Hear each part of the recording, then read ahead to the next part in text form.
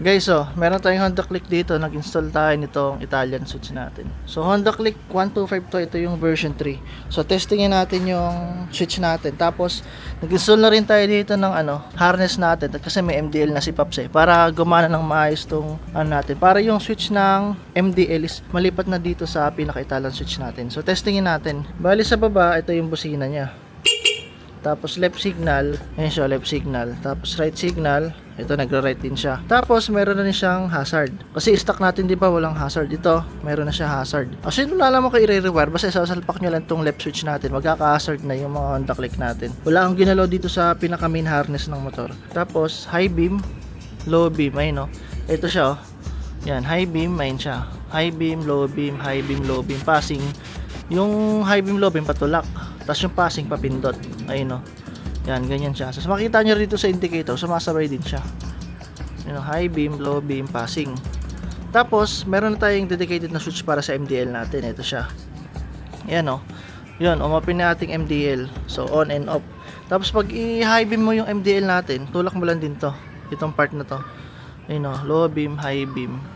Yung low beam ni Pops, dilaw. Pag high beam, andyan pa rin yung dilaw, papatong lang yung puti. Ayan, di ba, napakalakas. Ayan high beam, low beam. Ayan. So maganda dito kasi hindi niyo na kailangan ng mga tri-switch dito, As in, andito na lahat dito sa pinaka left switch natin, yung lahat ng switch natin dito sa motor. Hazard, passing light, MDL switch. Ayan. Itong mga ganito, Pops, hindi na kayo gagamit ng mga ganito. Dati kasi si Pops may ganito, ayan, nakalagay dito sa gilid. So, medyo okay naman, kaso ang lang dito, medyo malayo inaabot mo, tapos may extra switch pa. Pero pag ito, yung Italian natin, plug and play lang to. Tsaka mas malinis tignan, wala na masyadong mga nakalagay na extra switch. Tapos maganda pa nga dito, ito, may MDL switch na siya. Andito na rin, high beam, low beam, high beam, low beam, passing, off. Ayan. So, ito mga pare kayo, Tapos pakita ko rin sa inyo yung pinaka passing light nya. Ayan, ito yung pinaka passing light nya, Ito yung high, low, passing. Ayan siya. So maganda, ma-forma din kasi parang stock lang din. Color combination siya ng black tsaka gray. Parang stock lang siya na medyo ma-forma. Para sa akin kasi mas ma-forma siya, Mas maangas yung itsura niya kumpara sa stock. Tapos mas madami siyang mga pindutan. Tapos maganda dito, Si Pops kasi meron nang nakalagay dito na pang dual horn tapos stock horn. So check natin. Ayan, ito stock horn ni Pops.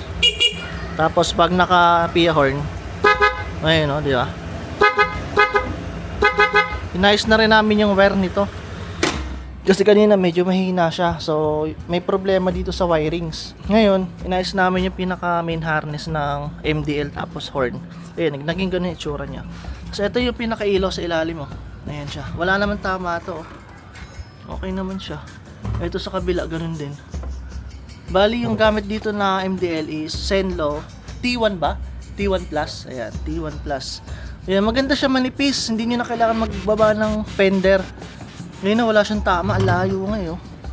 Wala na kayong modification na gagawin. Unlike kasi dito sa Honda Click ko, yung ganito, binaba ko pa to ng konti yung tapalodo ko. Naglagay ako ng washer, parang 4-3. Para lang dito mama yung fender ko. Pero dito, yung Zenlo na T1 Plus, wala na, as in plug and play na lang. Hindi nyo na kailangan na magbaba ng fender. So para sa amin okay to. Parehas din naman, 60 watts din. 60 watts din yung X1 Plus. Itong T1, 60 watts din to. So parehas lang sila ng halos ng lakas. Mas maganda lang to sa mga ganitong singit-singit na lalagay natin dito sa mga ilalim ng pinaka headlight natin. So ito mga pare kayo, lalagay ko dyan yung link sa comment section kung saan nyo ito mabibili. Then kung sa TikTok nyo to napanood, andyan yan sa may yellow basket. Italian switch natin. Plug and play po ito. Kahit hindi na kayo magpunta dito, kung order kayo ito sa online, makakabit nyo naman to kasi socket to socket lang naman siya.